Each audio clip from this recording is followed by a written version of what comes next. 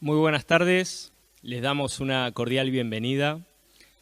Dentro del marco de este primer Congreso Internacional de Justicia Constitucional y Derechos Humanos, damos ahora lugar al desarrollo del quinto panel titulado Sistemas y modelos de lucha contra la corrupción, efectividad o ilusión.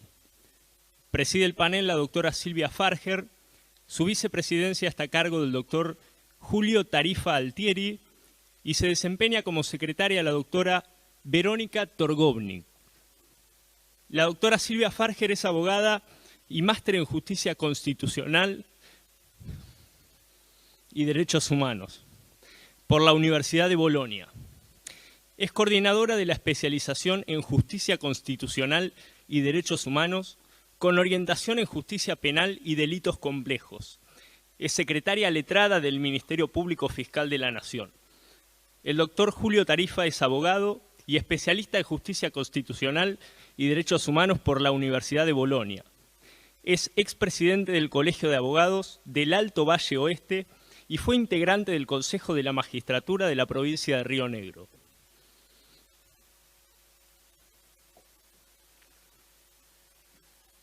Bueno, buenas tardes a todos y a todas. Vamos a dar comienzo al quinto panel. A modo de presentación nos va a introducir en el tema el doctor Luca Mesetti. El doctor Mesetti es doctor en Derecho Público, ha desarrollado su formación académica en Italia, Alemania y Estados Unidos. Es catedrático en Derecho Constitucional, Derechos Humanos, Derecho Islámico de la Universidad de Bolonia y director científico de la Escuela Superior de Estudios Jurídicos. Además es director del Máster en Justicia Constitucional y Derechos Humanos que dicta la Universidad de Bolonia y del programa de postdoctorado para doctores iberoamericanos. Lo escuchamos, doctor. Buenas tardes a todas y a todos. Yo agradezco infinitamente la invitación, ya lo hice varias veces, pero quiero reiterar mi profundo agradecimiento a todos los amigos y amigas que tanto trabajaron, cooperaron, colaboraron para el perfecto éxito de este encuentro. Ayer en Chipoleti y hoy en Neuquén. Así que de verdad de mi parte, no me extiendo más, de verdad muchas gracias. No estoy seguro de exponer cosas definitivamente racionales en cuanto estoy víctima en este momento de una grave crisis hipoglicémica, en cuanto a pesar de una espera de 1 hora y 20 minutos no pude comer nada. Así que me permiten, si voy a hablar de otras cosas, me perdonarán. Me entrego en sus manos cuanto a piedad, por favor. No, aparte de bromas, la invitación a introducir rápidamente el tema de este panel me resultó particularmente grata por el hecho muy sencillo que tuve el honor durante 3 años, los años pasados, de ser miembro de la Autoridad Nacional, de la Agencia Nacional Anticorrupción italiana. Fue una experiencia, por un lado, muy importante, pero por el otro muy llena de tareas y de compromisos. Los miembros de la Autoridad Anticorrupción son 5 y cada uno va normalmente, es decir, se acepta este cargo teniendo en consideración, teniendo claro que tiene que cambiar radicalmente tu sistema de vida, porque vas acompañado siempre por varios guardaespaldas que te siguen por todo lado. Como la Autoridad Anticorrupción tiene como objeto de su competencia también todas las actividades mafiosas, es un cargo que se acepta por puro espíritu institucional. Yo lo hice, no me arrepentí, fueron 3 años fantásticos, durante los cuales aprendí mucho. La cosa fundamental que aprendí es cuando el presidente de la Autoridad Nacional Anticorrupción, en mi época, hace pocos años, era un destacado fiscal general, un ministerio público que en este momento desempeña sus funciones como procurador general de la Corte de Apelación de Perugia, en la parte central de Italia, el doctor Cantone. Y varias veces coincidimos con él almorzando o cenando en Roma. La agencia tiene su sede en el centro de Roma, al lado del Parlamento, y razonamos sobre el origen de la palabra corrupción. Pero abriendo un vocabulario de la lengua latina, corruptio significa, se refiere a una cosa que se vuelve podrida, se degenera. Es una forma de degeneración. Ese es el significado histórico, ¿no?, filológico de la palabra corrupción, degeneración. Y creo, mejor dicho, estoy convencido lamentablemente que este significado filológico original se puede o se tiene que aplicar todavía a tantas actividades que lamentablemente se pueden identificar con hechos de corrupción. Por eso, presentando este panel, quiero arrancar con una observación. Es obvio que, y voy a hacer referencia a ellas, se trata de una lucha que se articula en leyes, en tratados internacionales, en estructura administrativa, en actividad judicial dedicada a estos hechos, sin duda. Pero el primer aspecto, el aspecto fundamental, es de naturaleza ética y moral. Es decir, se pueden introducir todas las leyes que quieran, ¿no?, las más rigurosas, las más severas, pero si no surge, no se forma, no se desprende de la base social en la sociedad civil una convencida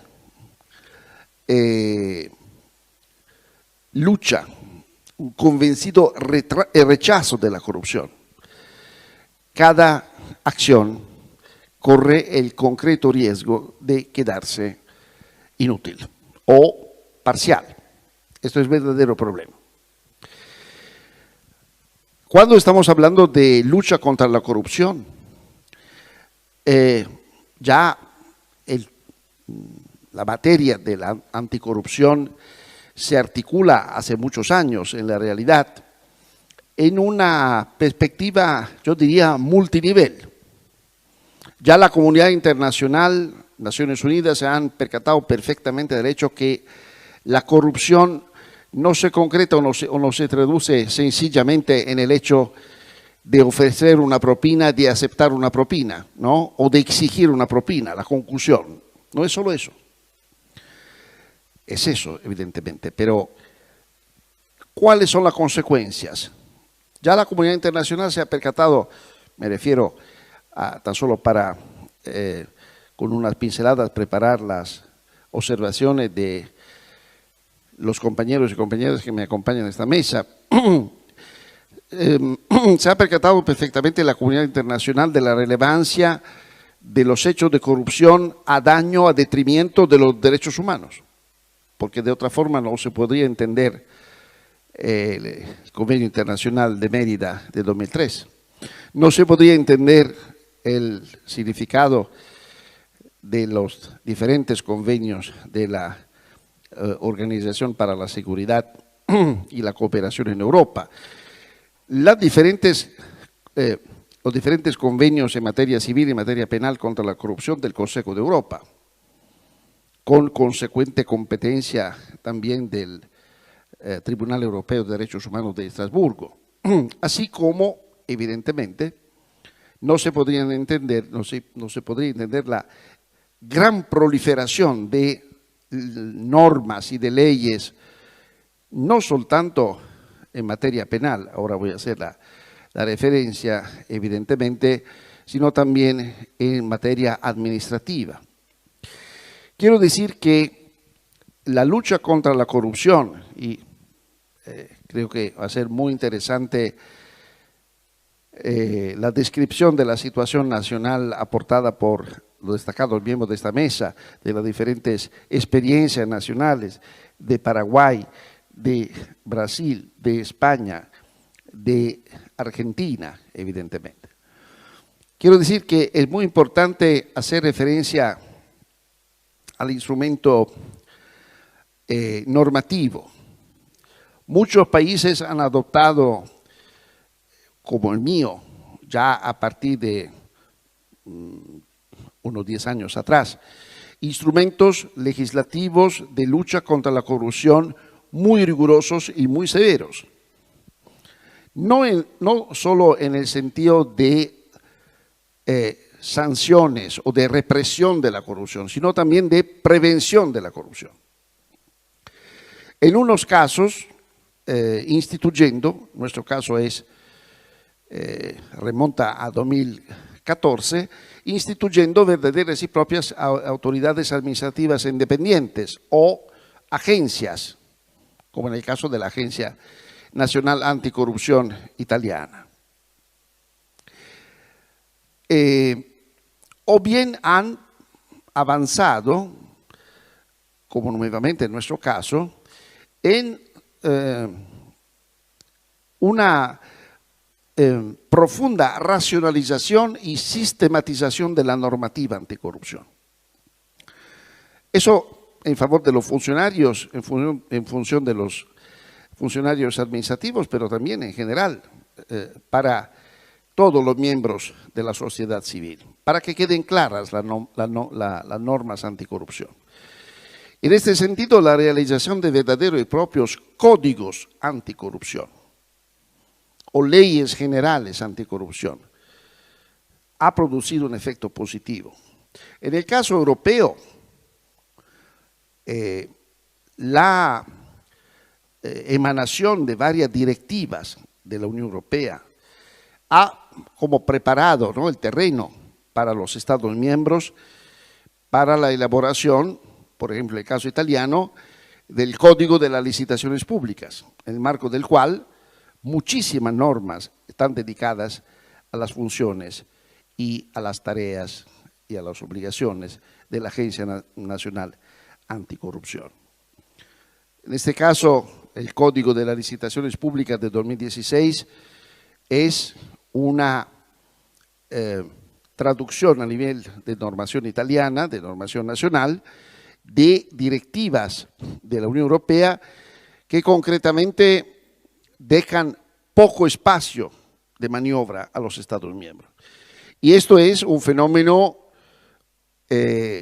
con un objetivo preciso, puntual, es decir, favorecer en la máxima medida posible una cierta homogeneización de regulación de la lucha anticorrupción, de las normas anticorrupción en todos los países miembros. ¿Por qué? Porque efectivamente el fenómeno de la corrupción es uno de los tantos factores que altera, y altera muy gravemente, el fisiológico funcionamiento de un sistema económico. El empresario, por ejemplo, no sé, paraguayo o argentino que quiere invertir en Europa, por supuesto que se dirigiría hacia un país menos corrupto, más que hacia un país más corrupto. ¿Por qué? Porque evidentemente ciertas situaciones perjudican gravemente su actividad económica. Así que uno de los objetivos de estas normativas es crear una cierta homologación, homogeneización de las normativas nacionales, dejando poco espacio de maniobra finalmente a los legisladores nacionales. Eso es uno de los objetivos también de las varias convenciones, varios convenios elaborados y firmados a nivel internacional de la ONU e internacional a nivel regional, no solo europeo, de las Américas, de África y de Asia. Como decía antes, no se trata únicamente de elaborar normas aprobar normas severas y rigurosas. Se trata también de utilizar otros instrumentos contra la corrupción. Por ejemplo, la transparencia. La transparencia en particular de los funcionarios públicos. Transparencia en términos de declaración de su renta, de sus propiedades. Transparencia en el sentido de elaboración y aprobación para las entidades públicas de verdaderos y propios planes o programas anticorrupción, para favorecer, como decía antes, el desarrollo de una ética y moral pública. Concluyo afirmando, así como provocación, una cosa que parece estar en contradicción con lo hasta ahora afirmado. Eso también lo debatimos tantas veces con el presidente de la agencia italiana. Yo no estoy seguro que un exceso de regulación, normas demasiado detalladas, constituyan una herramienta eficaz contra la corrupción. ¿Por qué? Porque cuantos centros decisionales más creas, ahí multiplicas los momentos de potencial corrupción. Quiero decir que para evitar la corrupción hay que regular de una forma muy clara los diferentes procedimientos administrativos, ¿no? En particular de licitación, de contratos públicos. Pero ojo, un exceso de regulación, sin que obviamente quede atrás el objetivo, el perfil fundamental de la lucha contra la corrupción, un exceso de regulación multiplica las potencialidades de la corrupción. Así que hay que buscar un justo equilibrio, ¿no?, entre los diferentes objetivos. Ya me llegó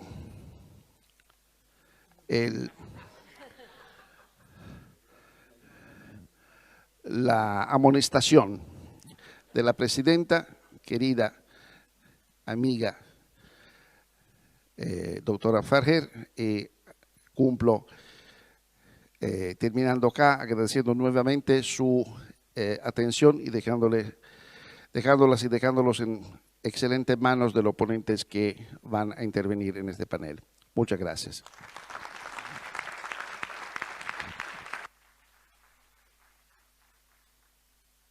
Bueno, muchas gracias, doctor.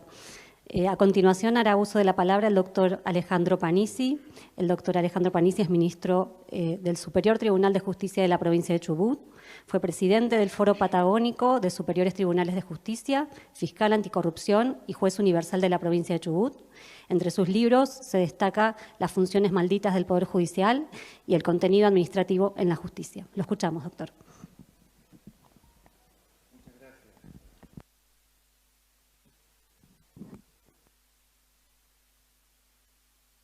Muchas gracias. Quiero agradecer especialmente a los organizadores por esta invitación, a nuestro Kelsen Patagónico, doctor Sergio Baroto, a los presidentes de los colegios de abogados de Neuquén y de Río Negro, doctores Iñiguez y Franco, muchas gracias, y desde luego a los doctores Amaya y Mesetti que nos acompañan, así que bueno, brevemente mi agradecimiento y también a mi hija y a mi mujer que me acompañan. Quiero, además de agradecer, pedir licencia a mis compatriotas para cometer una infidencia sobre la Argentina frente a estos notables invitados extranjeros que nos acompañan. La infidencia que quiero cometer es la siguiente, que debido a las inclemencias de nuestros gobiernos, la nación argentina casi no cultiva la credibilidad en sus políticos. pese a su corta historia, el país argentino parece inmerso en una condena permanente de desdichas por estos males que nos acucian a todos. Como sabemos, Transparency International, una organización no gubernamental con sede en Berlín, confecciona anualmente un informe muy documentado realmente sobre todo el orbe en el que se consigna el ranking de los países más transparentes y el de los más corruptos. Por desdicha, en esta segunda categoría se inscribe la Argentina, ocupando un sitial que, bueno, varía año a año, pero está lejos de estar cerquita de los 10 primeros, ¿no? Es decir, es un aplazo vergonzante en materia de honestidad pública, desde luego. Nosotros llamamos corrupción a las prácticas en el ámbito del Estado que consisten en el empleo de los recursos, de los medios, de la función, de los servicios, ya sean económicos o de otra índole, en provecho de los funcionarios o de los agentes que gestionan estos recursos, estos medios, etcétera. Pero así definida, grosso modo, no podemos decir que la corrupción sea una categoría jurídico-penal exclusivamente que pueda ser estudiada solamente por el derecho. No, porque se trata de un fenómeno sociológico complejo, cuyo estudio requiere desde luego un abordaje multidisciplinario y por desdicha estamos constreñidos a unos pocos minutos para hablar de un tema que realmente es muy vasto. Por eso yo voy a dar simplemente nociones generales y luego me quiero concentrar en un puntito que ya verán cuál es. Todos sabemos que la indecencia pública puede ocurrir en cualquier ámbito y en cualquier nivel. Por ejemplo, el automovilista que ahora mismo está tratando de sobornar a la gente de tránsito para que no lo haga la multa, o las grandes licitaciones de grandísimos volúmenes de dinero, imaginemos la obra pública, imaginemos, es difícil hablar de esto sin que nadie se enoje, ¿no? Pero la ruta del dinero, etcétera. Bla. Bueno, lo dije.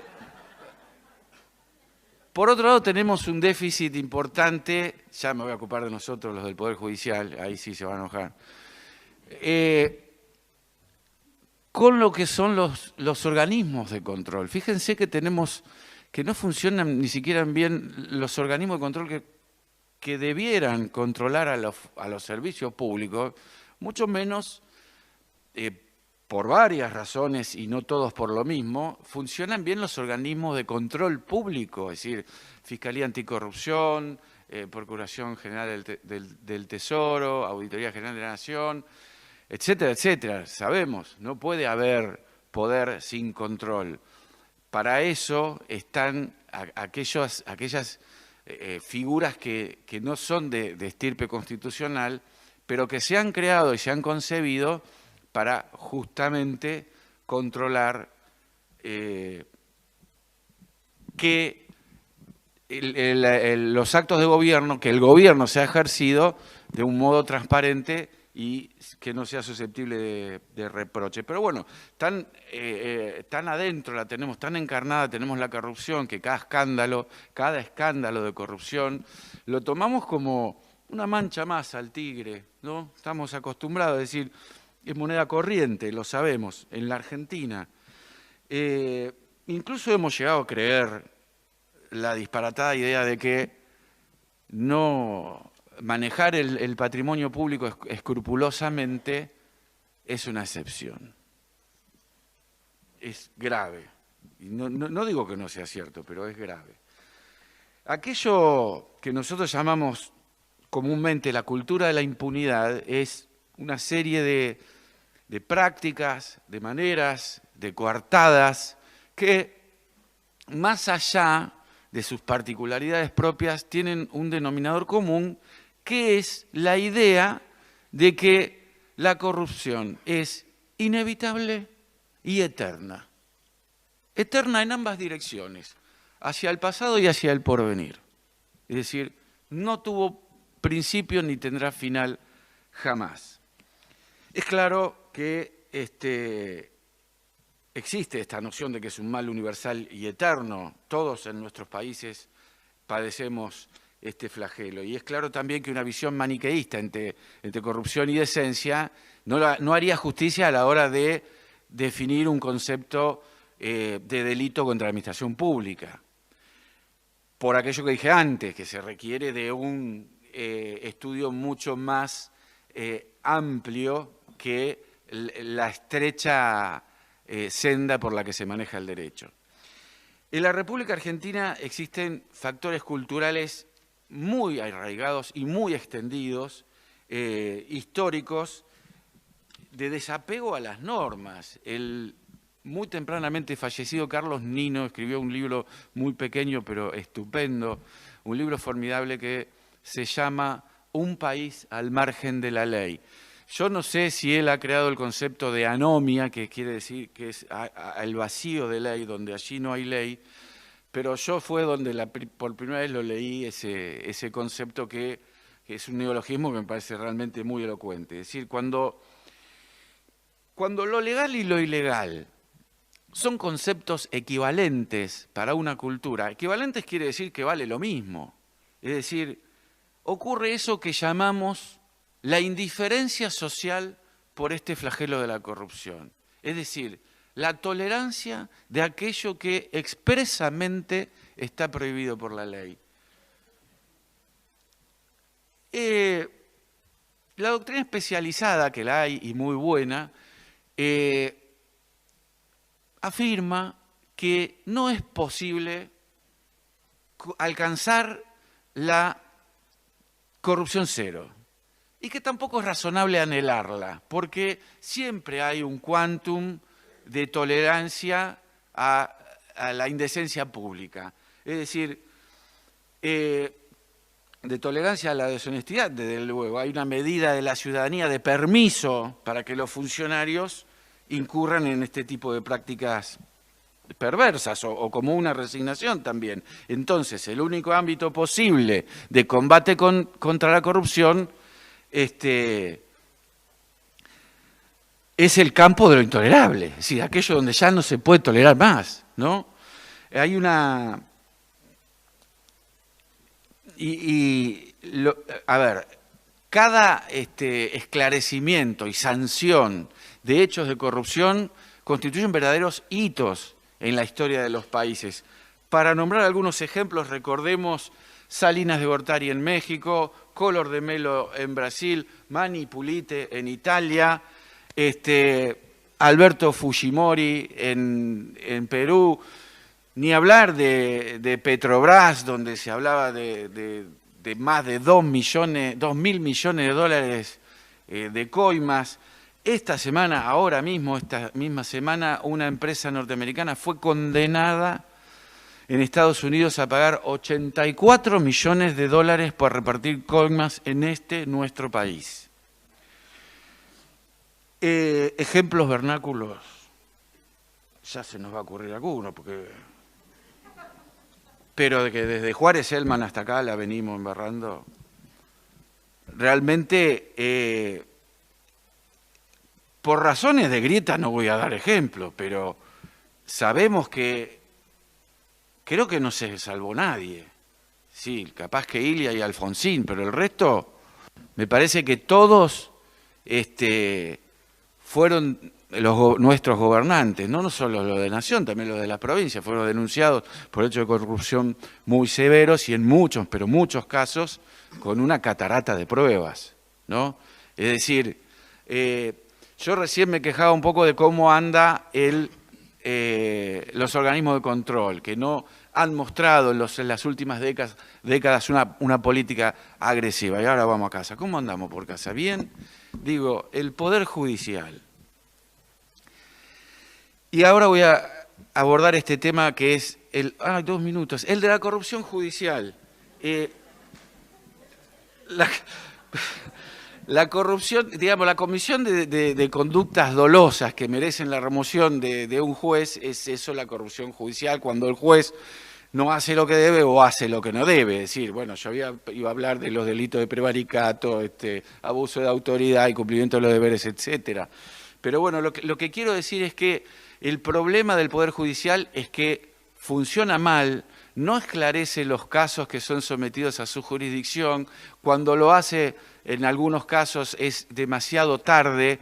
Y para terminar quiero proponer algunas medidas que tienen que ver con el cambio ideológico que nos proponen los tratados internacionales. Por ejemplo, la Convención Interamericana de Lucha contra la Corrupción establecía una fuerte mirada en la investigación y sanción de la corrupción, cuando, bueno, después, casi una década después, la Convención de Naciones Unidas lo que hace es poner el acento en la prevención. Y es allí donde tenemos que mirar, a la prevención, porque si nosotros sancionamos y castigamos al corrupto, dejando intactos los contextos, otro va a venir y va a tomar su lugar y va a cometer la misma conducta. Pero bueno, hay que repensar en la tolerancia que tenemos los argentinos por la corrupción, hay que repensar las normas de información pública, de ética pública y, en definitiva, aumentar las defensas contra la corrupción. Mis últimas 2 palabras son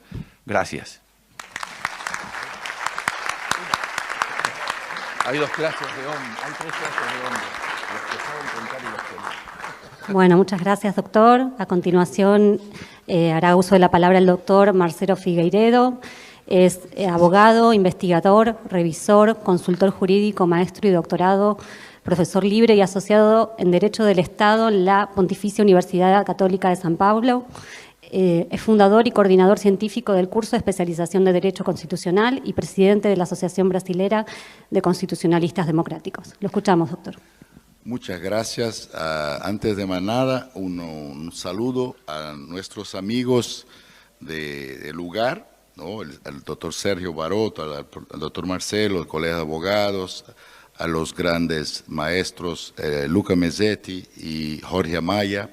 Agradezco mucho la invitación. Es un gran honor estar con todos ustedes en esta mesa.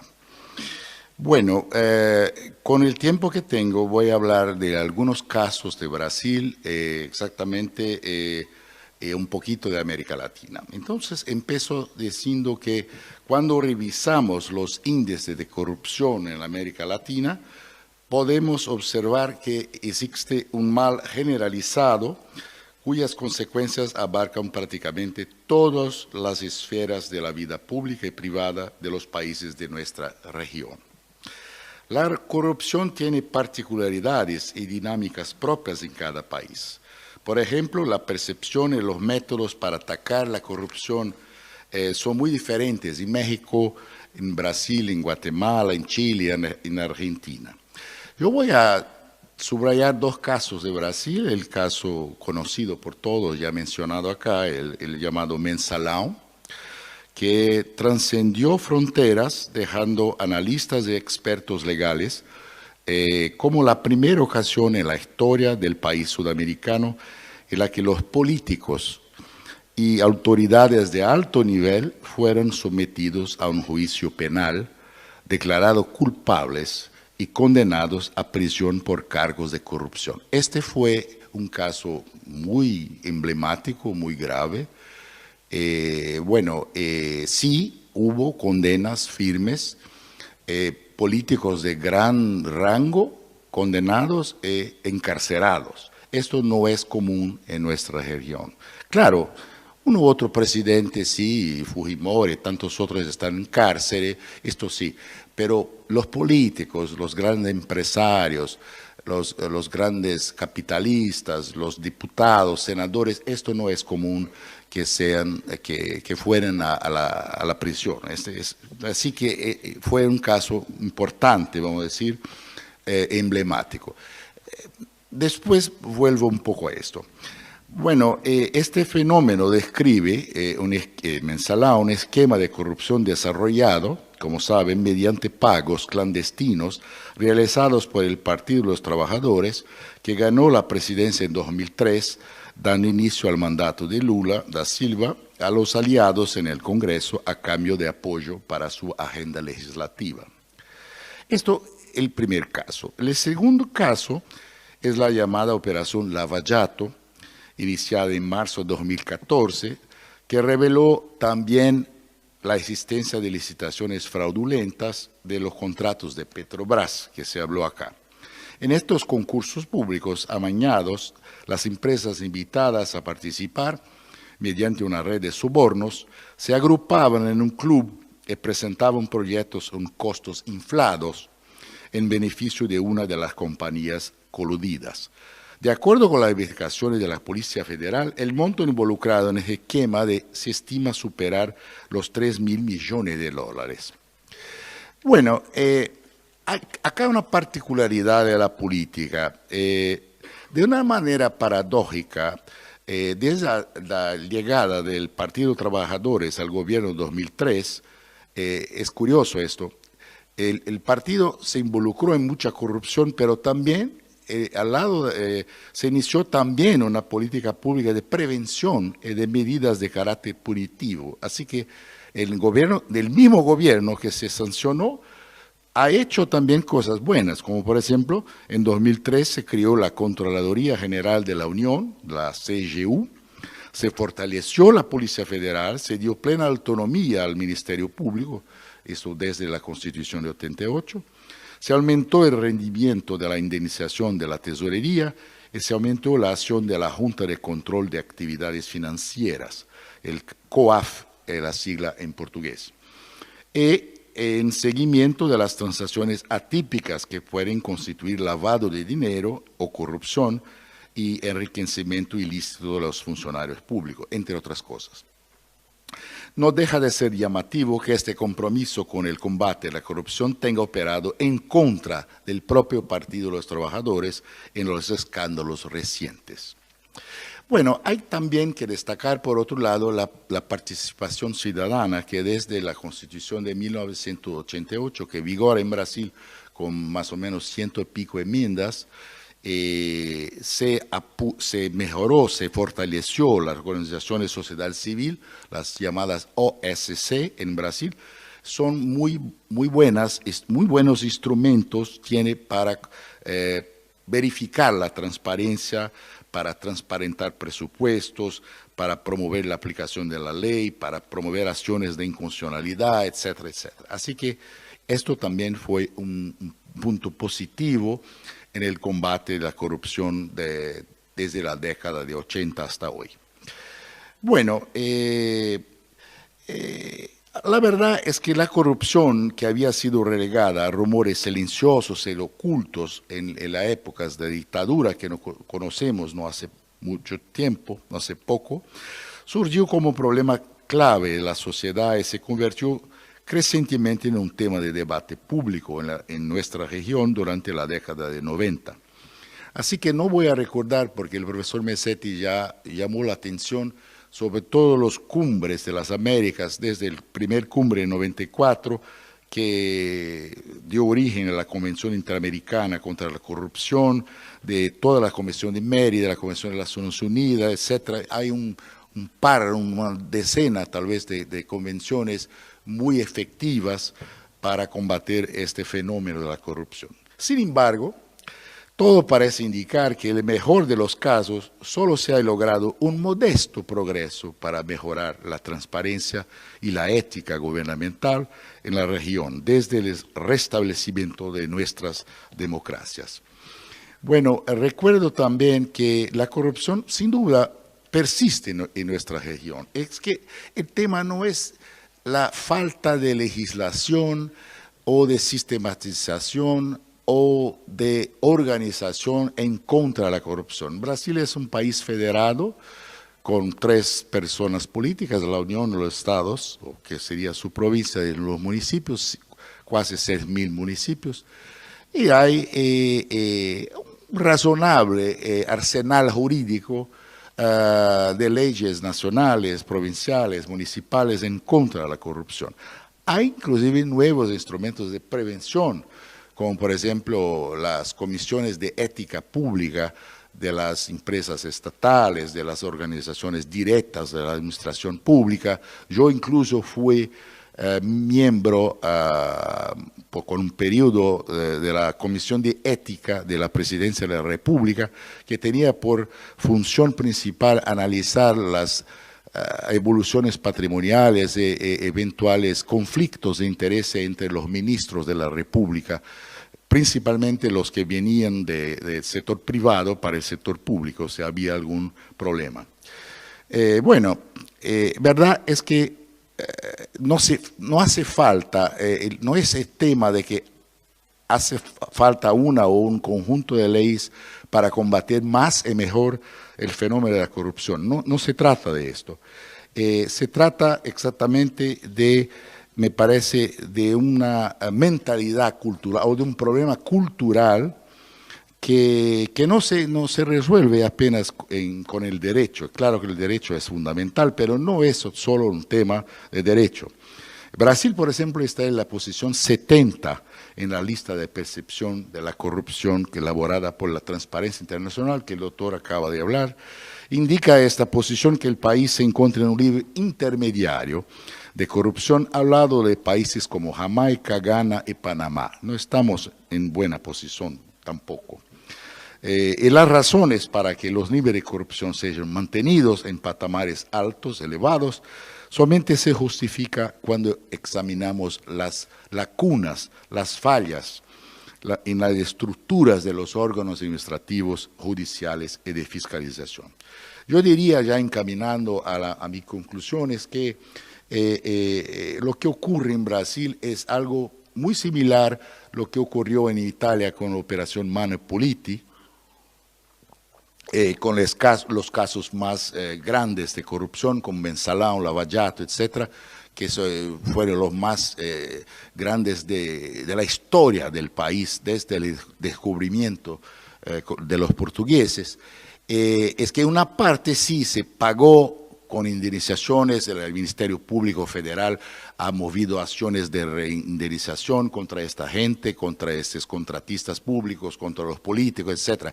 Mas la parte gruesa, vamos a decir, de los políticos, de los sistemas, del establishment, de alguna manera se escapa, ¿no? Se escapa por leyes de amnistía, se escapa por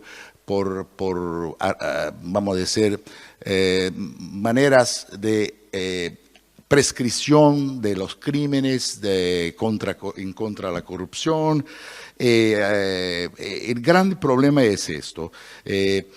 Son prácticas administrativas antiéticas o anticonvencionales.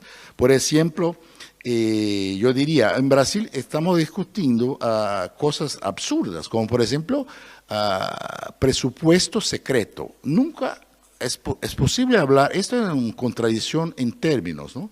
¿Cómo es posible haber un presupuesto secreto? Por sí, hubo enmiendas de los parlamentarios a los presupuestos de la Presidencia de la República secretos. Hubo necesidad de ir a la Corte Suprema para que se abriese esa. ¿Qué se refiere a esta enmienda? ¿Dónde va esta plata? ¿Por qué es secreto? Cosas así, es una cosa surreal, ¿no?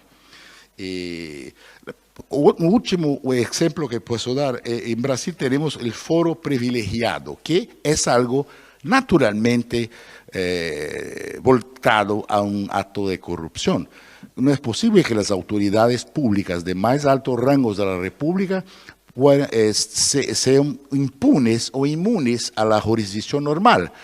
Pueden ser procesados en un foro especial, ¿no? En la Corte Suprema, lo que sea. Esto lleva a impunidad. El grande problema de la corrupción es la impunidad. Así que seguimos con impunidades importantes en nuestra región. Es preciso prevenir más y combatir más la corrupción. Muchísimas gracias, nada más.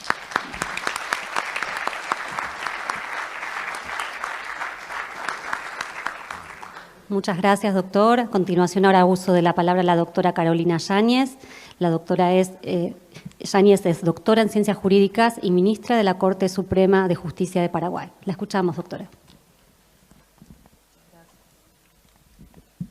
Buenas tardes a todos y todas. Realmente para mí es un honor estar aquí compartiendo en este prestigioso evento algunas de las experiencias que hemos transitado en mi país en relación a la lucha contra la corrupción desde el Poder Judicial. Obviamente es un tema complejo, que seguramente en otro momento podremos abordarlo a profundidad.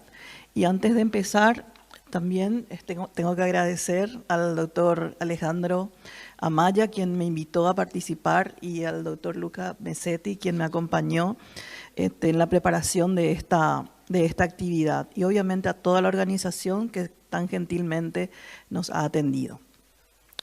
Bueno, básicamente para entender cómo se manejan las fuerzas dentro del sistema constitucional y penal paraguayo entre la persecución de los hechos punibles y el respeto a las garantías, es necesario hacer un breve panorama de la evolución que ha tenido el sistema normativo vigente a partir de la sanción de la Constitución Nacional de 1992, que en pocos meses cumple 30 años, a partir de la cual en reacción a años de sometimiento, no solamente de la dictadura de 35 años, sino que también del colonialismo, del cual surgen nuestros modelos de persecución penal, se ha instaurado una constitución vanguardista que define la democracia y la república dentro del concepto de Estado social de derecho, dentro del cual la dignidad humana es el centro en torno al que debe organizarse el ejercicio del poder, y entre ellos el ejercicio del poder penal. Los valores supremos son la libertad, la igualdad, la justicia y obviamente el respeto a la dignidad de las personas. A partir de entonces se pone en movimiento una reforma integral del sistema de persecución penal, empezando por el Código Penal, que fue sancionado brevemente. Ya no le voy a describir cuál es su modelo ni nada, me voy a limitar al procesal penal, el Código Penal que fue sancionado en el año 97, el Código Procesal Penal sancionado en el año 99 y con una vacatio legis de meses, en vigencia plena a partir del año 2000. O sea, tenemos un Código Procesal Penal que tiene 22 años hoy, de corte acusatorio, aunque un acusatorio moderado, restringido, donde el protagonista principal es el Ministerio Público, porque es el titular de la acción penal pública de manera casi exclusiva. La víctima tiene una intervención restringida, ya sea como víctima particular ofendida o a través de la querella adhesiva, que no tiene vida propia, ya que depende de que el Ministerio Público decida sostener o no la acusación. Modelo acusatorio, no se puede ir a juicio sin una acusación seria y fundada en pruebas obtenidas de manera libre, legal, tras la verdad y obviamente en virtud de unas reglas muy estrictas en cuanto a la utilización del tiempo dentro del proceso penal. Por supuesto, una defensa pública una defensa material y técnica con amplias facultades de intervención dentro de este proceso penal y con un Ministerio Público con posibilidades privilegiadas del ejercicio de la acción penal, ya que no solamente está obligado a acusar todos los hechos punibles que lleguen a su conocimiento, sino que también tiene la posibilidad de prescindir del ejercicio de la acción penal pública a través de diversas figuras o respuestas a la criminalidad que tienen que ver, obviamente, con una planificación de la política criminal a los efectos de determinar con qué intensidad va a definir, digamos, responder el fenómeno de la criminalidad. Criterio de oportunidad, suspensión condicional del proceso a prueba, conciliación, en fin, una serie de salidas que también pueden ser respuestas válidas al conflicto penal.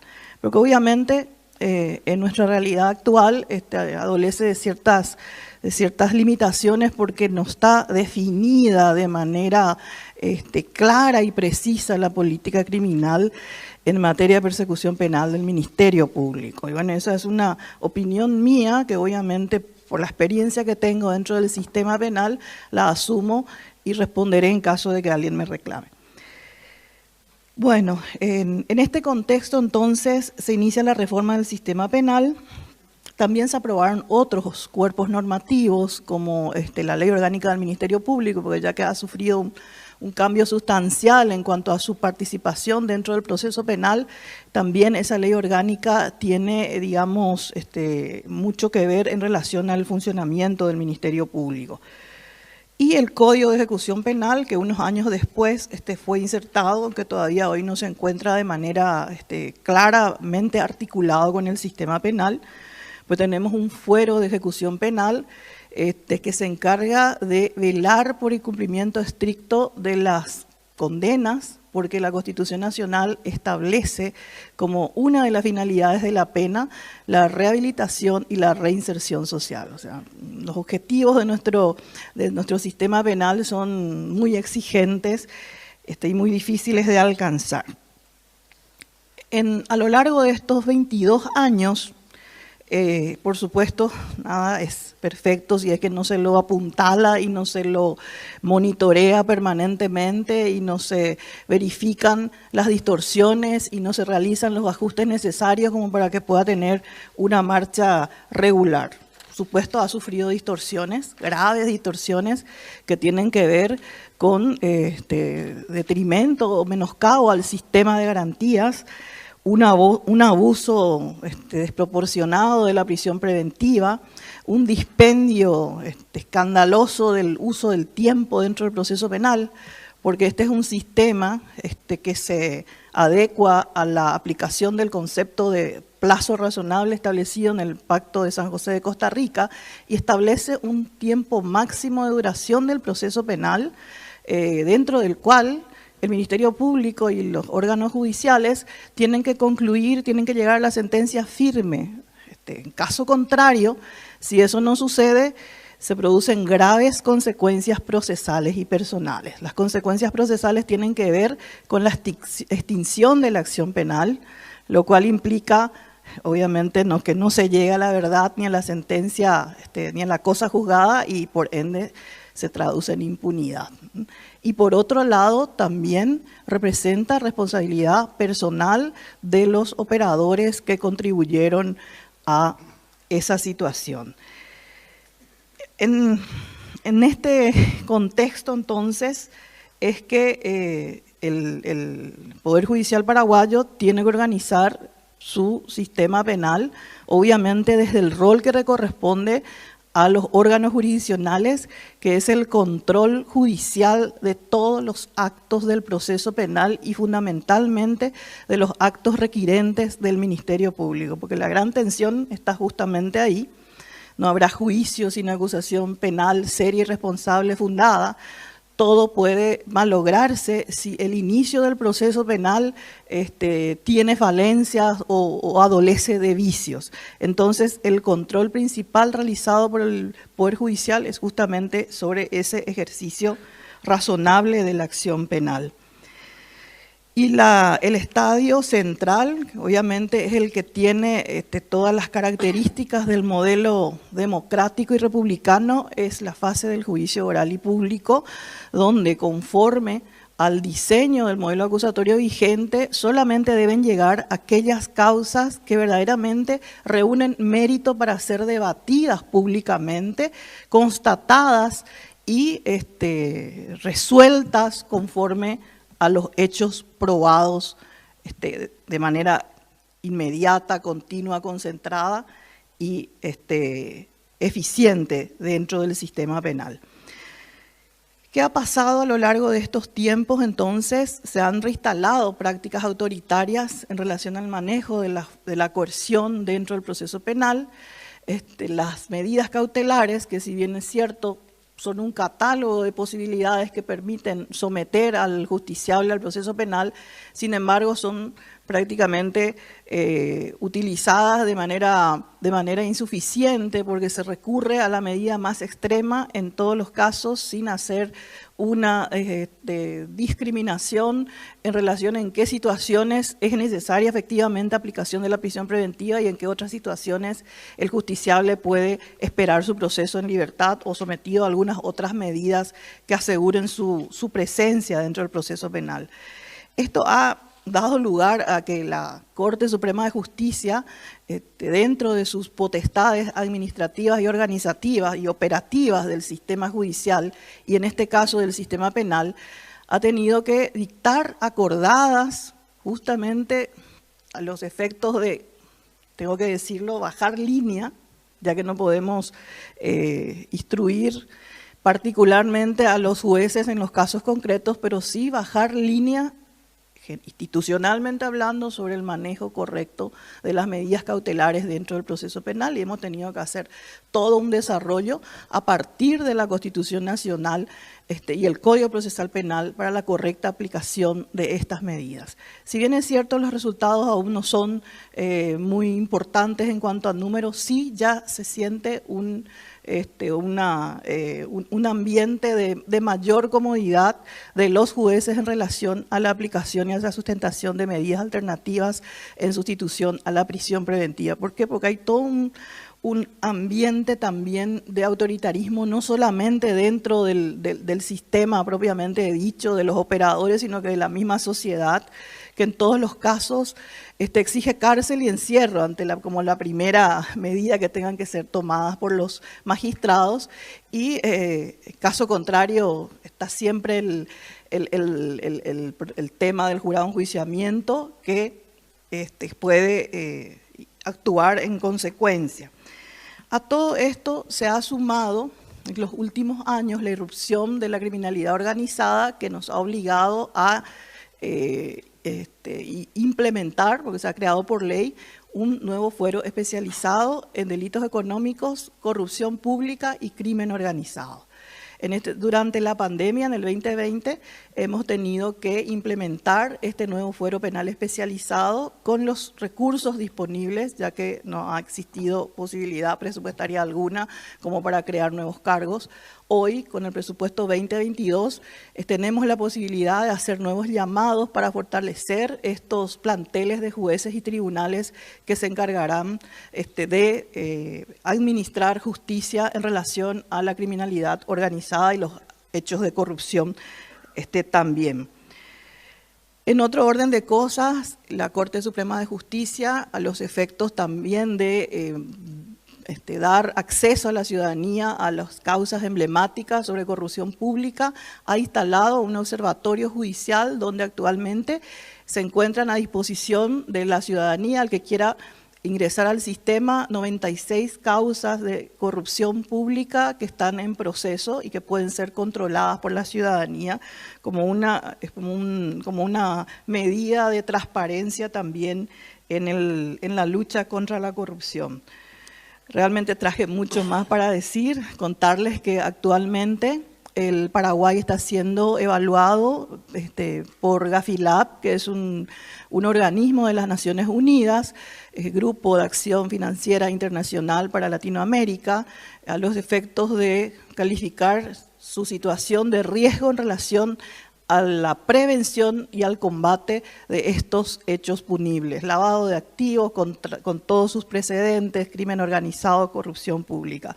Bueno, hicimos todas las medidas, hemos tomado todas las medidas recomendadas por Gafilab y bueno, estamos esperando el resultado de ese examen.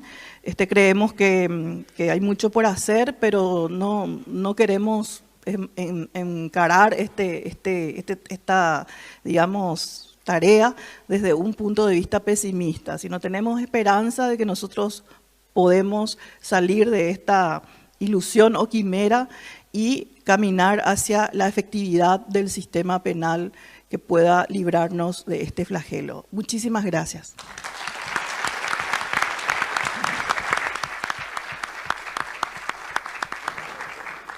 Muchas gracias, doctora. A continuación, hará uso de la palabra el profesor Juan Montaves Pereira, catedrático de Ciencia Política y de la Administración en la Universidad de Granada. Es autor de más de un centenar de artículos científicos y capítulos de libros sobre el comportamiento político y electoral. Es docente de varios programas de posgrado en diferentes universidades españolas y extranjeras y es miembro de la Junta Electoral Central de Española. Lo escuchamos, profesor.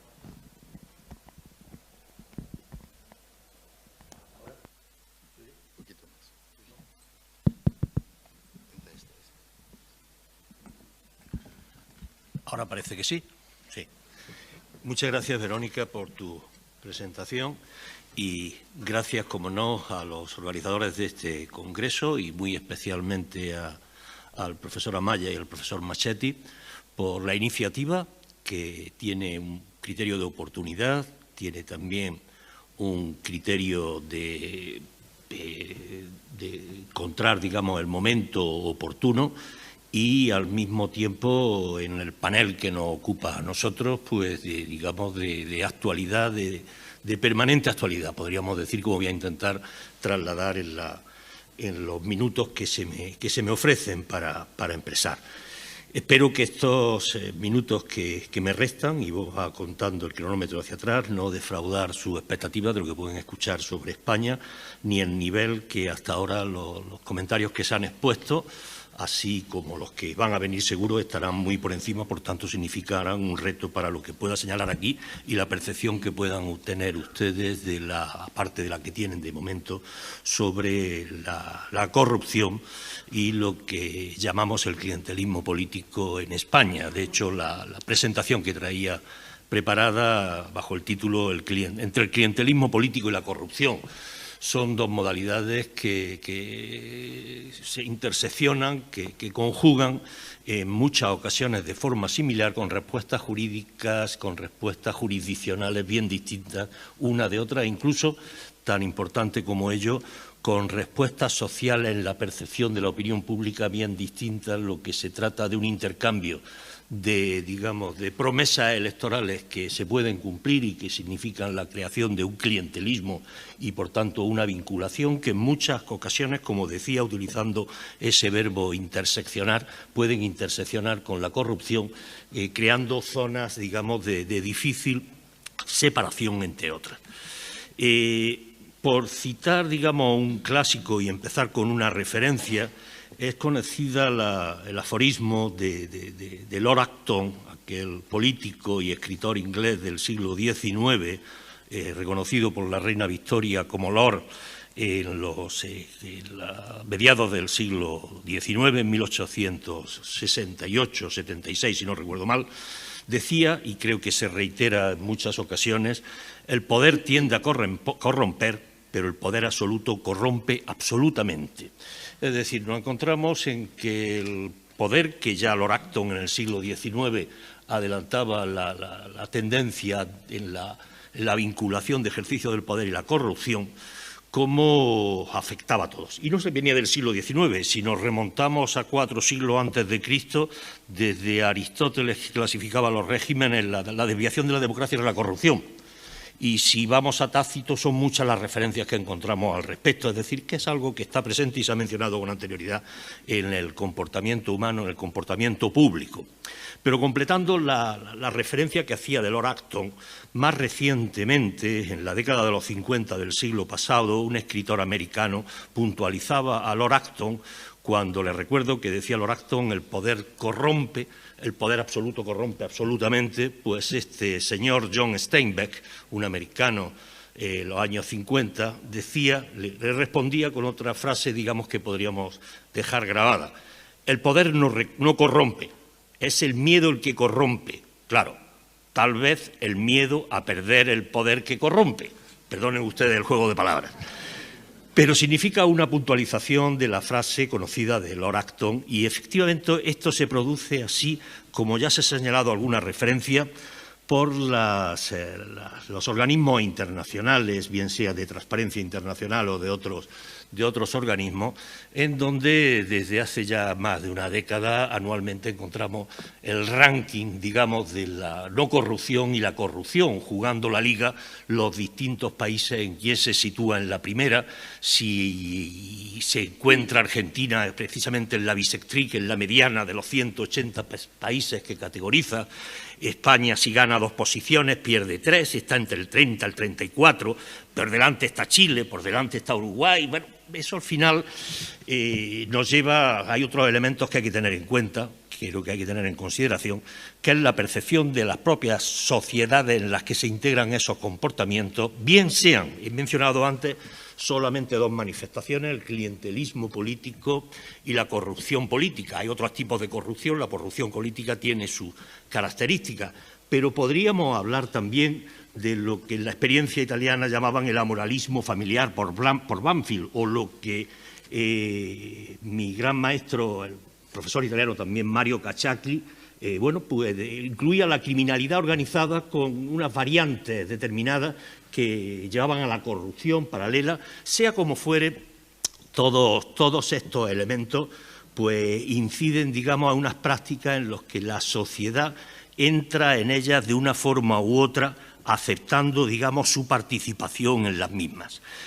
En España, otro de los términos que habríamos que añadir a los 4 señalados antes sería el del caciquismo, muy vinculado a la España y al proceso de democratización en el siglo XIX, que tiene, digamos, una vinculación. El término caciquismo, desgraciadamente, y cacique, es un término que, importado de las Américas en España, se incluye en la terminología política internacional, es decir, no hace falta traducirlo.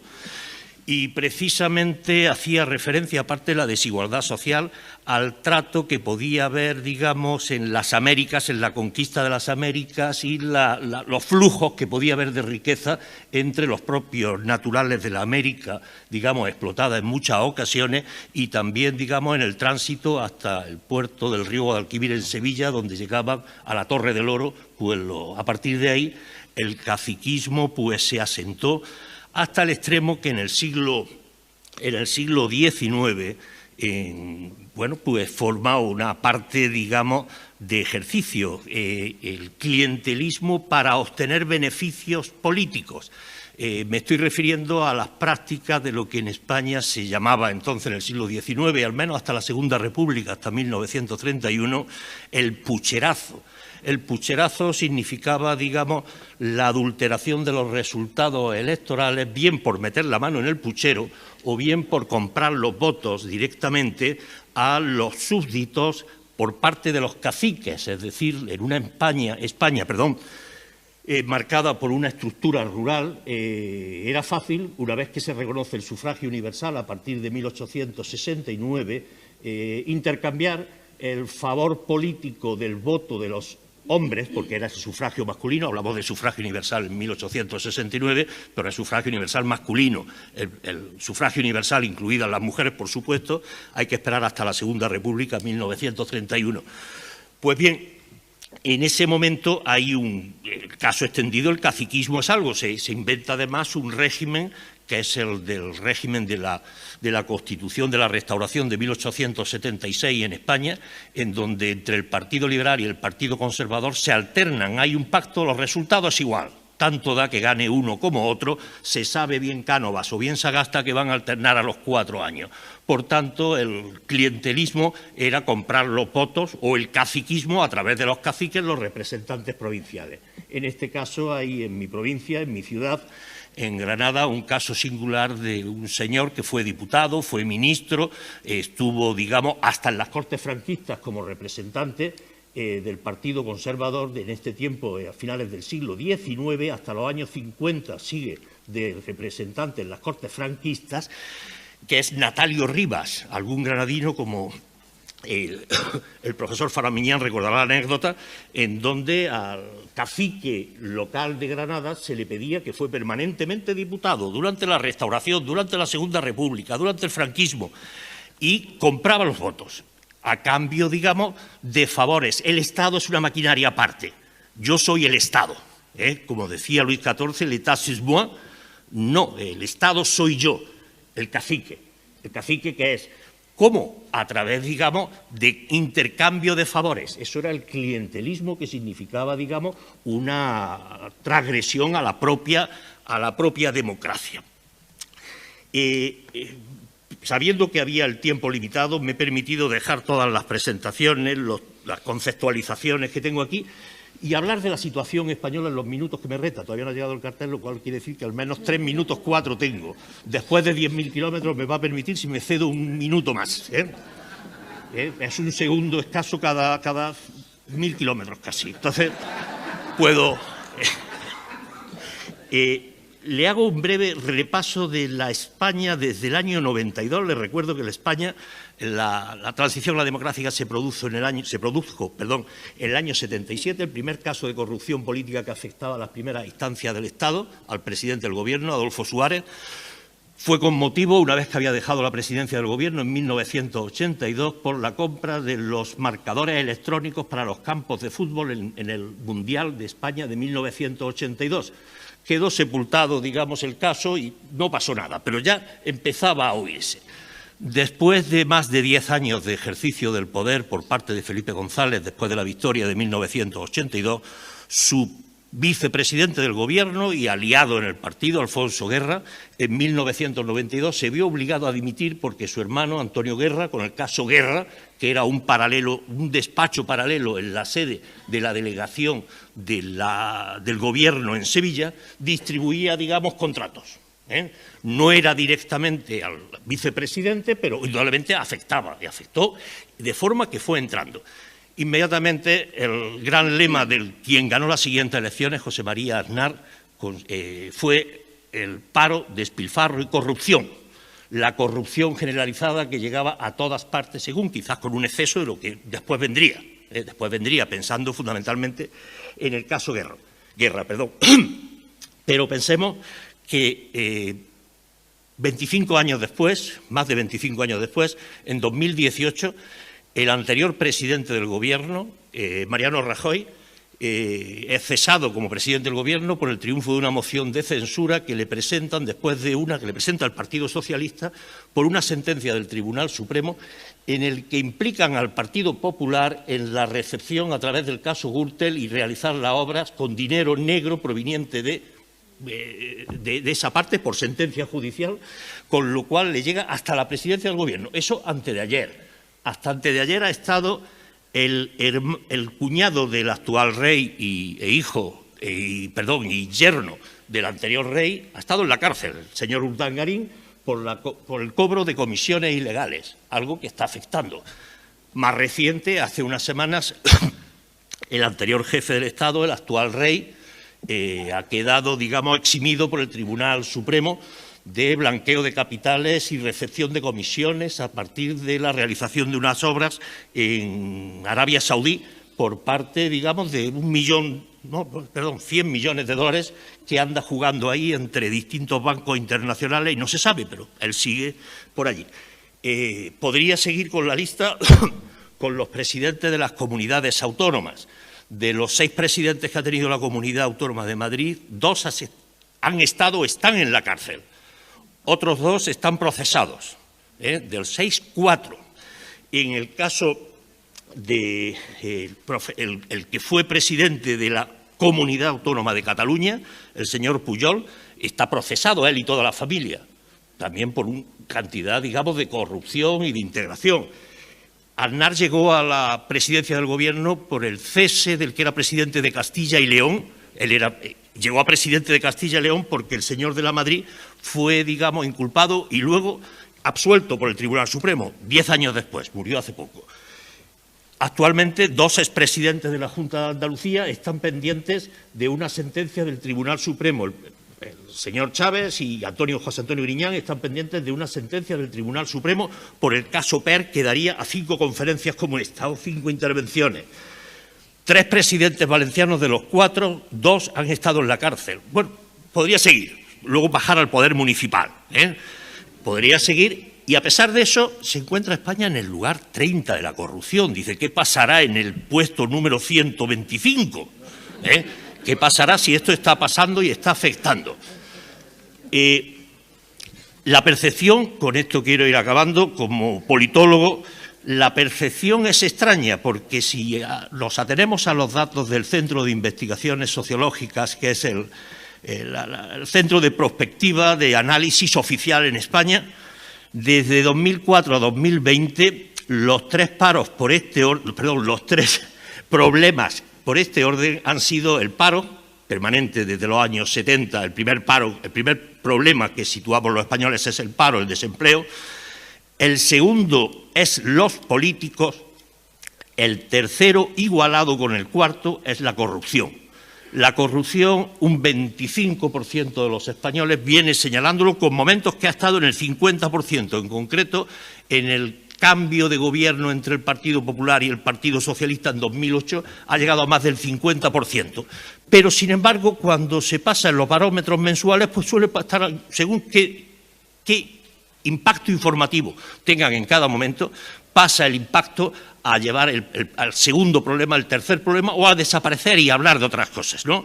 Ya he mencionado telegráficamente, como decía ayer uno de los intervinientes, pues la situación autonómica multinivel en la posición española, pero sin embargo no en la cultura política, en la cultura cívica de los españoles, de la cual tienen, digamos, muchos elementos muy fuertes de consolidación de la democracia. No, digamos, hay una cierta hipocresía al dejar, digamos, la corrupción estando presente. La corrupción es del otro.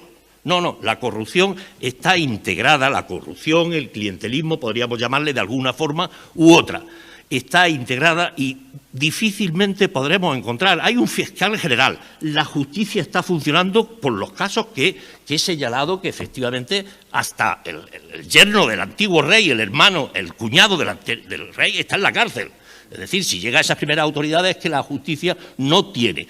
Pero quizás sea por la lentitud, por la forma en que se presenta y una cierta condescendencia por parte, no se le castiga electoralmente a los partidos, sea uno u otro, sea en el ámbito autonómico o sea, no se le castiga electoralmente, con lo cual yo me siento incapaz de establecer, digamos, un decálogo de recomendaciones de cuáles serían. Creo que solamente una cultura cívica, una cultura adelantada en donde los ciudadanos sean efectivamente considerados por sí mismos como, digamos, ciudadanos libres de todo, pues que afecte a la consideración del otro. En fin, esa sería, digamos, el breve retrato de la situación en España, que no es nada positiva a pesar de estar, digamos, entre los 30 países menos corruptos, pero ya han visto que afecta a todas las esferas. Muchas gracias por su atención.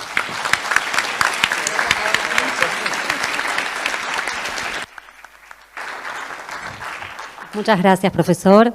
A continuación, hará uso de la palabra el doctor Jorge Crespo, es Procurador General de la Provincia de Río Negro, presidente del Consejo Federal de Política Criminal de la República Argentina, miembro del Consejo de la Magistratura de la Provincia de Río Negro, docente, diplomado en Cibercrimen y Evidencia Digital y especialista en Derecho Penal, Ciencias Penales y Derechos Humanos. Lo escuchamos, doctor.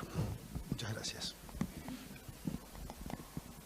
Muchas gracias al doctor Iñiguez, a Raúl Franco, al doctor Amaya, al doctor Masetti, al doctor Baroto, por la invitación de permitir al suscripto poder expresarle algunas palabras en relación a este tema que, viniendo de los ministerios públicos, tenemos mucho para decir y para expresar en esto que se llama la lucha contra la corrupción.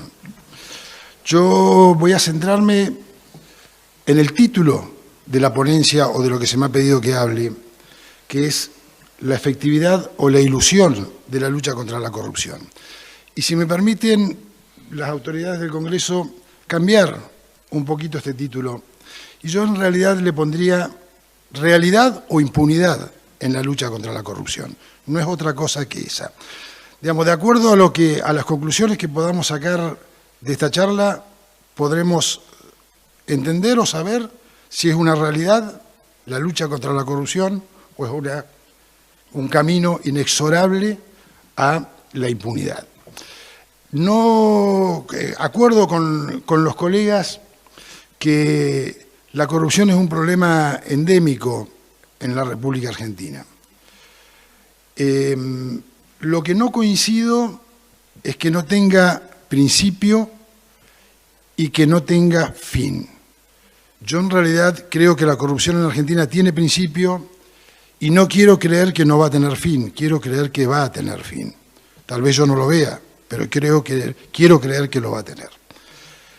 Y creo que es importante establecer algunos parámetros históricos si vamos a hablar de corrupción, y me voy a copiar de los colegas,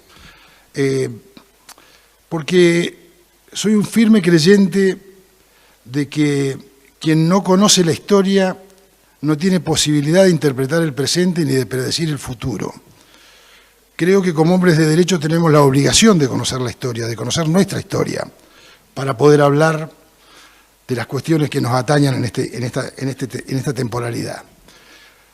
Yo creo que hay un inicio en la corrupción argentina, y el inicio de la corrupción argentina viene de las colonias, cuando los virreyes compraban los cargos para poder venir a ejercer el virreinato acá a las Américas, al virreinato, y poder obtener una ganancia y una plusvalía de lo que habían comprado.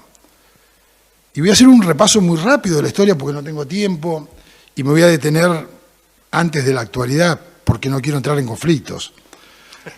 Nada más que por eso. Pero ustedes recordarán el empréstito de Bernardino Rivadavia con la Baring Brothers, donde empeñamos todas las producciones mineras del norte argentino y lo terminamos de pagar en el siglo XX. Un escándalo de corrupción en aquella época. Si les digo y les menciono Lisandro de la Torre, todos me van a decir SWIFT, los negocios de la carne, la muerte del senador Bordavere en el Congreso de la Nación, otro escándalo de corrupción. La acordada del 30, que da nacimiento a la etapa más nefasta de la República Argentina, que culmina con el golpe de Estado de 1976, donde la corrupción era la materia corriente, ya por el solo hecho de haber subvertido la Constitución Nacional.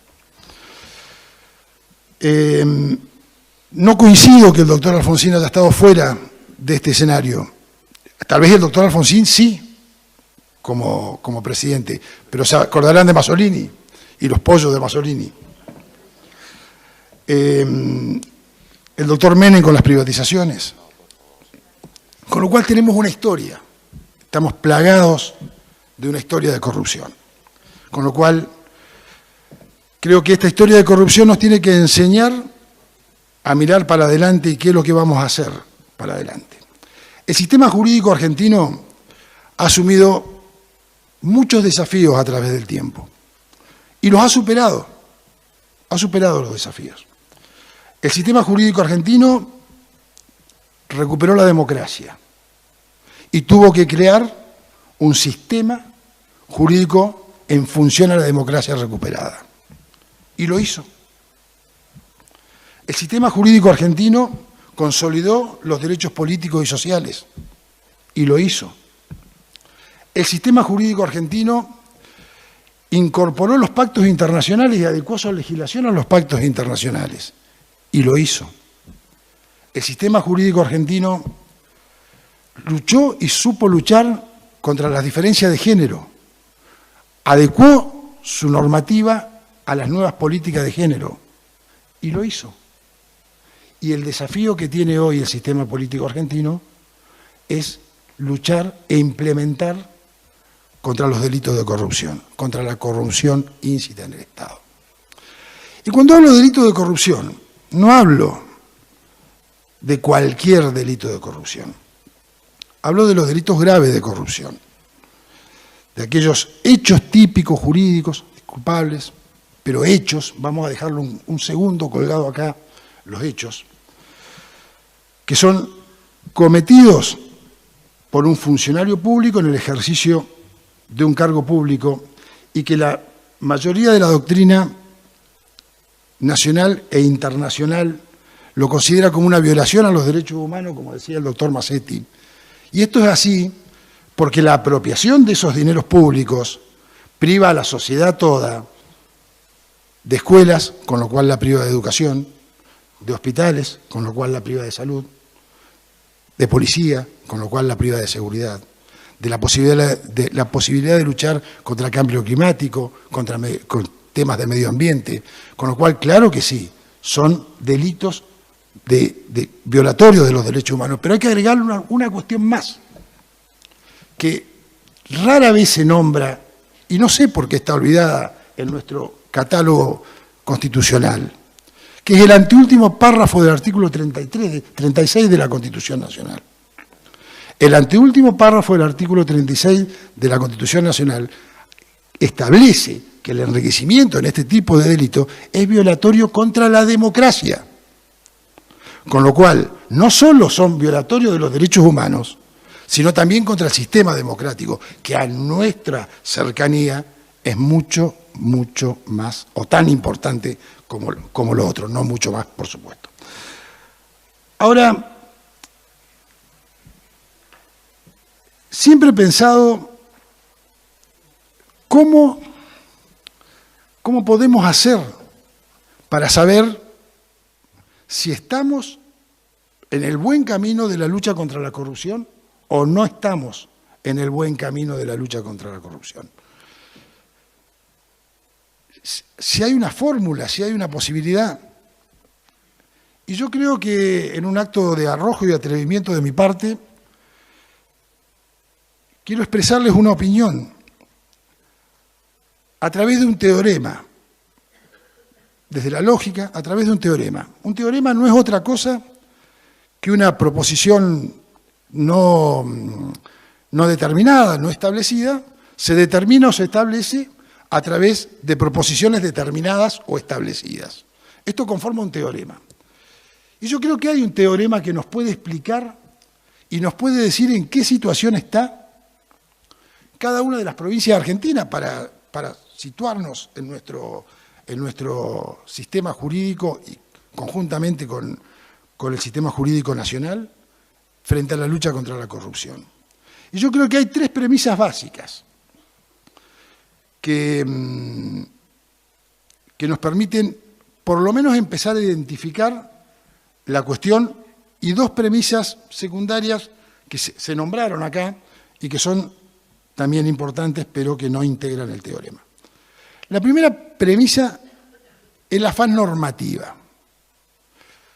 Se habló de las normas acá, de la importancia de más normas, de menos normas, y yo creo que la faz normativa en la lucha contra la corrupción está absolutamente cubierta y completa.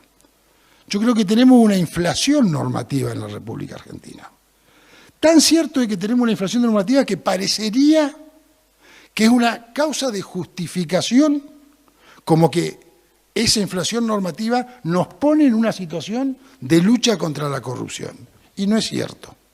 Esa inflación normativa, esa cantidad de normas, yo puedo contabilizar más de leyes en general, incluyendo el Código Penal y demás, entre 14 y 16 leyes con todos sus artículos, arrancando desde la Convención Internacional contra la Corrupción, desde la Convención de las Naciones Unidas contra la Corrupción, bueno, y pasando por la ley 27401, que es la responsabilidad de las personas jurídicas. Bueno, tenemos una inflación normativa, tenemos infinidad de leyes que reprimen conductas relacionadas con la corrupción, que establecen formas y pareceres, situaciones y acciones, con lo cual la faz normativa de este paradigma está absolutamente completa. Pero la segunda cuestión que interviene en este paradigma es esto que yo dejé colgado aquí, que es este hecho, un hecho. Digamos, la corrupción es un hecho típico, antijurídico y culpable, es un hecho, y eso es un delito. Ahora, la pregunta es, si es un hecho, tengo que investigarlo, algo que hablaba la colega acá. Tengo que investigarlo. Y para investigarlo, en este paradigma, para saber cómo está la investigación de cada una de las provincias en este paradigma, deberé situarme en cada una de ellas, y en el Estado Nacional también, para saber en qué estado está de su faz normativa de investigación para saber si están bien parados o no en la lucha contra la corrupción. Y les doy ejemplos. Supongamos, si yo todavía tengo un sistema judicial que no ha incorporado el sistema acusatorio y que solo tiene un sistema inquisitivo o inquisitivo mixto, puedo estar convencido que aquel sistema que ha desplazado la investigación del juez que investiga y juzga a un fiscal que investiga, está en mejor condición de que aquel sistema que todavía está en el inquisitivo mixto.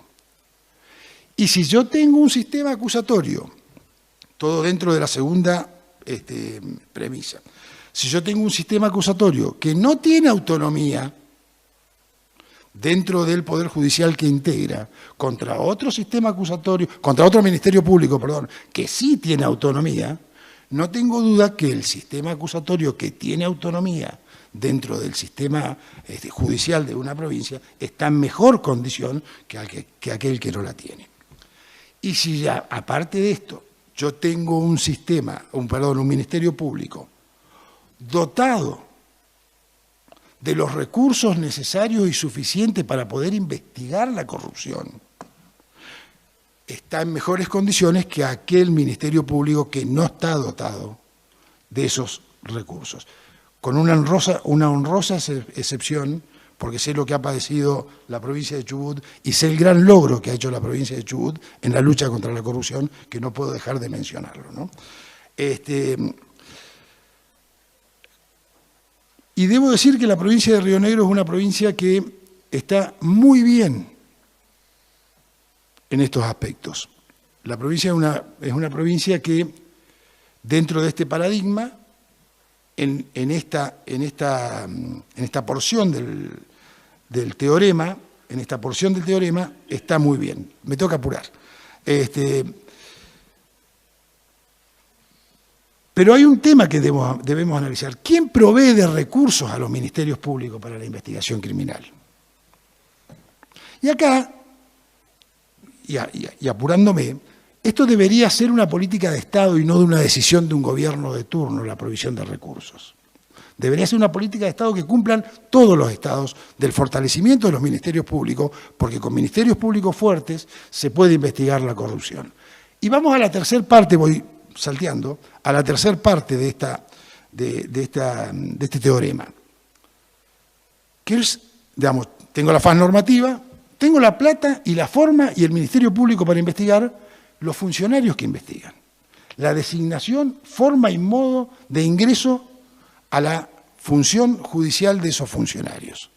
Digamos, y la forma y modo de egreso de esos funcionarios por cualquier cuestión. Evidentemente, por lo menos en mi concepción, no hay mejor sistema, por lo menos conocido por mí, pero estoy abierto a otras opiniones, que los consejos de la magistratura. Podemos discutir la forma y modo de integración de los consejos de la magistratura, pero creo que es la forma mejor y más transparente desde la democracia. Ahora bien, esta cuestión de la persona que investiga también incluye al magistrado que juzga, quien debe ser designado y debe tener las garantías de estabilidad de su cargo que se lo da un consejo de la magistratura con independencia del político de turno, con independencia de quien gobierne en el momento. Y dije que había dos, digamos, una vez que nosotros analizamos en cualquier sistema estas variables, vamos a saber cuánto más o cuánto menos estamos en el camino en la lucha contra la corrupción. Ahora bien, hay dos temas más, o dos subsistemas más, que se nombraron acá también. El primero es la opinión, los medios de comunicación y la forma de comunicación. Yo siempre digo lo mismo en este tema, gracias a Dios que existen las redes sociales. Porque las redes sociales nos permiten obtener una información pura y sin tamizar de los hechos de corrupción. Nos llegan desprendidos de cualquier cuestión, digamos, que ve su influencia en este tema. Pero es un tema que interviene también en la variable general. Y por último, porque ya no puedo seguir, hablábamos de la sociedad. Y hablemos de la sociedad integrándonos todos nosotros. Y yo les hago una pregunta y les hago un desafío. Que por un segundo cierren los ojos y piensen si ustedes, cada uno de ustedes, son capaces de cumplir la ley. Primera pregunta.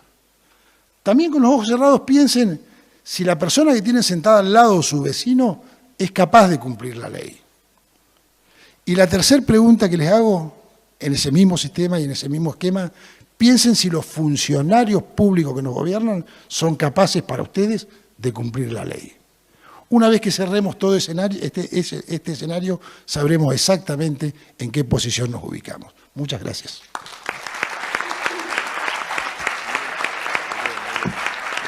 La tercera era más fácil.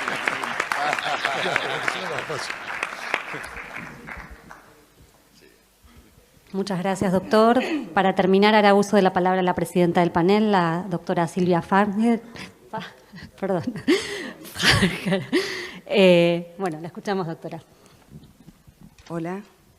¿Se escucha ahí? No. Hola. Sí. Mi apellido fue una de las cosas que más practicamos, así que ya saben lo que pueden esperar de lo que sigue. Bueno. Bueno, les quiero agradecer principalmente estar acá, haber compartido sus experiencias, sus perspectivas. Yo voy a intentar sintetizar las principales ideas. Esto es un debate que recién comienza, podríamos decir, un congreso completo y no nos alcanzaría, ¿no?, para poder avanzar en todos los aspectos, en todas las aristas que trae esta problemática. Bueno, brevemente podemos decir que los crímenes económicos contra el Estado, el crecimiento de los crímenes económicos es exponencial, cada vez más sofisticado y, como surgió en este panel, involucra siempre una cuestión ética o cultural. La corrupción fue definida como un fenómeno sociológico complejo, como una práctica de los agentes del Estado, consistente en ejercer la función pública utilizando recursos y medios de todo tipo en beneficio propio. Las soluciones normativas para poder atacar eficazmente este problema deben ser integrales y multinivel. Y tal como señaló el doctor Mezzetti, un exceso incluso de regulación podría multiplicar la potencialidad de la corrupción. También veremos distintos factores que inciden en la obtención de logros. Bueno, la gran pregunta, ¿es posible librar una lucha efectiva contra la corrupción? Escuchamos los principales sistemas, distintos aristas, problemas propios de cada tipo de sistema, las experiencias que aportaron los panelistas desde países de la propia región y también de países de Europa. Tuvimos algunos discursos más aterciopelados, otros más incisivos, pero todos coincidentes en la necesidad de combatir este flagelo, que, dicho sea de paso, no es nuevo, ¿no? Eso nos hace perder un poquito de esperanza en los logros, pero todos hicieron un esfuerzo que ponderamos para darnos un poco de ilusión acerca de que el sistema es perfectible y podemos hacer aportes para lograrlo. A modo de síntesis, las estadísticas y las experiencias reseñadas, las organizaciones que miden los valores reales y de percepción de la corrupción son contundentes. Existe una percepción generalizada o una preocupación generalizada acerca de la necesidad de combatir la corrupción, pero la corrupción oficial se sigue verificando en un alto nivel y de una manera también generalizada, al menos en la región. Un tema que me parece interesante es el vínculo entre política y poder judicial. Se definió el clientelismo como una entrega de votos o apoyo político a cambio de favores de diversa índole. Se dijo que es algo presente desde siempre en el comportamiento humano y se sintetizó con la famosa frase, el poder corrompe, pero el poder absoluto lo hace de una manera absoluta. Me gustó mucho lo que se agregó como complemento y es que en realidad lo que pareciera corromper es el miedo a perder el poder. es un eje interesante a tener en cuenta a la hora de pensar políticas públicas eficaces, porque no debe ser fácil aceptar perder el poder, ¿no? Se hizo hincapié desde una perspectiva sistémica en la ineficacia de los organismos de control, que son los encargados de prevenir la corrupción. Y también, lamentablemente, lo digo por integrar de alguna manera los cuadros del Poder Judicial, también se habló de la ineficacia para investigar y sancionar a los responsables. La ausencia de evaluaciones sistemáticas o sistémicas respecto de los resultados del funcionamiento de los organismos de control y del Poder Judicial nos llevan a pensar que un poco es consentida esta distorsión, no controlar cuánto se controla, no controlar cuánto se investigue, cuáles son los resultados que se van obteniendo. Respecto de los casos verificados en Latinoamérica, me pareció interesante porque escuché la mayoría de los casos resonantes tuvieron lugar luego de consolidarse el proceso democrático. Entonces, cuando uno escucha esa seguidilla de casos, lo primero que piensa es, ¿la corrupción tiene un lugar mejor en un contexto democrático que en un autoritario? Y también genera una sensación de que en realidad se trata de un fenómeno nuevo, pero como algún panelista dijo, es un fenómeno muy antiguo. El vínculo entre los casos verificados en los tiempos de consolidación democrática, la explicación que creo mejor nos ayuda a comprenderlo es que en la democracia hay mayor visibilidad, un mayor control social, una sociedad civil más activa y medios de comunicación más osados. Seguramente la ausencia de miedo, ¿no? Ese miedo que se hablaba de perder el poder y la corrupción y cómo se vinculan ambos conceptos, tengan algún justificativo en este contexto. Para repensar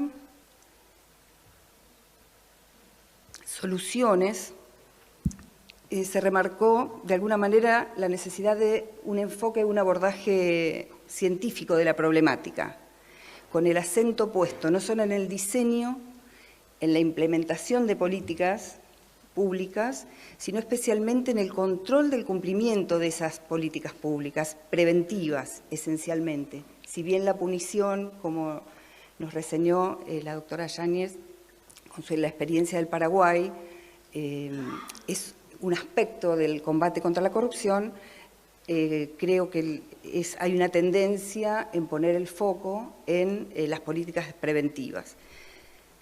El eje también se debe modificar en cuanto a que si bien es importante condenar a los autores, es más importante desbaratar las causas que permiten que los sistemas de corrupción que se van instalando se perpetúen en el tiempo.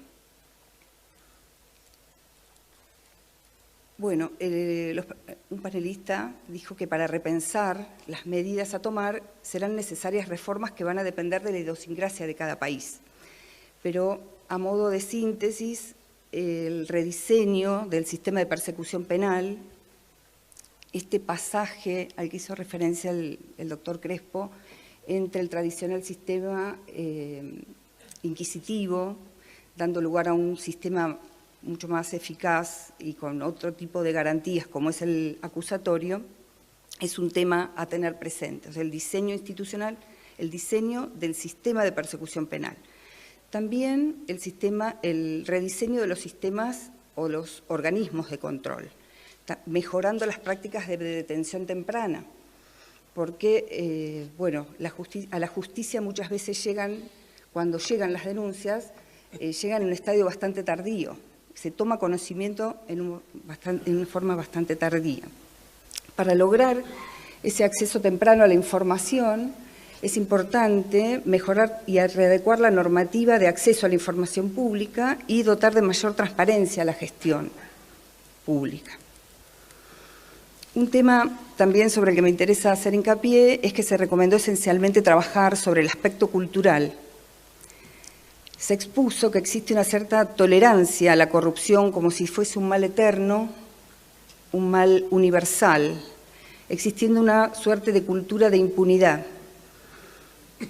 Como elemento positivo, punto positivo, se mencionó la necesidad de promover una mayor participación de la ciudadanía y de las ONGs. Bueno, me pareció un aporte muy interesante el del doctor Crespo con el teorema o un sistema de medición de la corrupción, ¿no? ¿Qué elementos debemos mirar? También debemos mirar de dónde venimos para poder entender un poco por qué estamos en la condición que estamos. Como premisas básicas, bueno, la fase normativa, ya habló de inflación normativa, la fase investigativa, relacionado al sistema de persecución penal, la fase económica sobre quién provee los recursos del Estado, indicó que debiera ser una política de Estado el fortalecimiento de los ministerios públicos, quienes tienen a su cargo, como ya sabemos, la persecución de la acción penal. Y finalmente refirió a dos premisas secundarias centradas en el rol de los medios de comunicación y la incidencia de la conducta social. Definir si tienen o no, en forma genérica, existe o no un apego a la ley.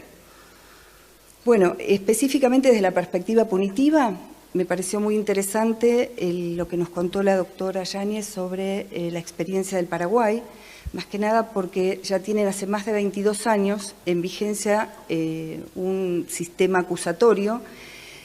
Sabemos que el principal eje del... Esta es la venganza. Yo quiero saber si hay... Se vengaron. Es justo, se hizo justicia. Gracias.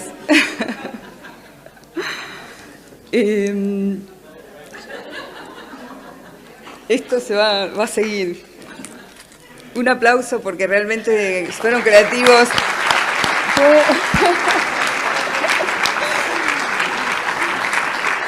Los estoy persiguiendo desde ayer cada vez que los cruzo. Miren que tienen tanto tiempo. Les va a llegar un cartelito. Bueno, respecto a la experiencia de Paraguay, dos hitos resaltados por la doctora sobre el observatorio judicial, donde el ciudadano tiene acceso a los casos de corrupción sin ser parte. Sabemos que hoy, sin ser parte, el único medio de comunicación que tenemos es lo que trasciende en los medios, que muchas veces, para los que conocen las causas en profundidad, no necesariamente hay una correlación de realidad entre la realidad del expediente y lo que trasciende, ¿no? Entonces me parece una medida muy, muy interesante, me imagino que habrá sido muy resistida también. Sí, fue muy resistida. Y otro tema que también resalto de la doctora es esto de que atenta contra la efectividad no tener definida o bien definida una política de persecución criminal. Habló de distorsiones que en Argentina las hemos experimentado, ¿no? El tema de los plazos, el abuso de la prisión preventiva como mecanismo de cuasi extorsivo, la excesiva judicialización de los temas políticos o por cuestiones políticas, que son dos casos diferentes. Bueno, finalmente, y para cumplir, porque 2 minutos todavía tengo, voy a cerrar el panel recordando el impacto que tiene la corrupción en los derechos humanos. Estamos en un congreso sobre derechos humanos y, bueno, la Convención de las Naciones Unidas contra la Corrupción nos recuerda los efectos negativos y expansivos del fenómeno. Nos señala en el preámbulo que no solo socava la democracia y el Estado de Derecho, sino que da pie a la violación de los derechos humanos, distorsiona los mercados y permite el florecimiento de la delincuencia organizada, el terrorismo y otras formas de amenazas a la seguridad humana. En conclusión, prevenir, detectar, sancionar, los sistemas hoy, al menos desde la experiencia, se muestran impotentes o, si queremos verlo de una forma más esperanzadora, son perfectibles. Como diría Saramago, la derrota tiene algo de positivo, nunca es definitiva. Entonces, en eso espero sigamos todos trabajando para obtener mejores resultados. Bueno, muchas gracias. Doy por cerrado el panel.